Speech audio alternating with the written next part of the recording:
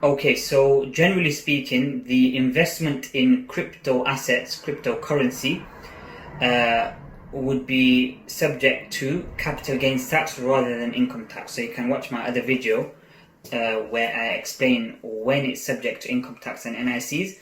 But by default, most individuals, more than 95% probably, it'd be treated as an investment activity, and therefore disposals would be subject to capital gains tax. As you know, capital gains tax is only due on a disposal, not on an acquisition. Now, although crypto assets are technically treated as intangible assets, they are still a chargeable asset for capital gains tax purposes. So, as we say, a disposal will give rise to a capital gains tax charge or potentially a loss for CGT purposes. And when I speak to a lot of these traders or investors in crypto assets, there is a common misconception. So I'll explain to you what or when is a disposal for CGT purposes when it comes to crypto assets. And the misconception is that these guys think that when they transfer their Bitcoin, for example, or when they sell their Bitcoin into fiat currency, for example, pound sterling, that is when there's a disposal. So they basically need to work out the gain or the loss at that point. That is half correct or 25% correct. Why? Because there's 4 scenarios where that would give rise to a disposal for capital gains tax purposes. And the 4 scenarios are, as most think, which is when you sell the crypto asset or the token, for example, Bitcoin, into pound sterling.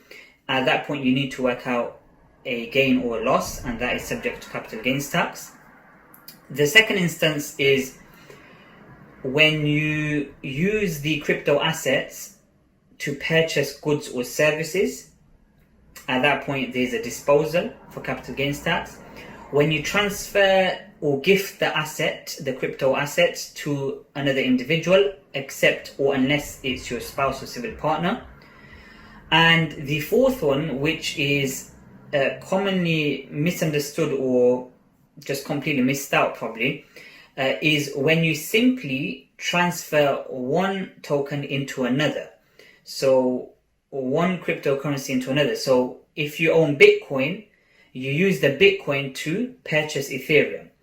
At that point, there will be a disposal for capital gains tax purposes, which will give rise to a gain or a loss. So you need to keep that in mind.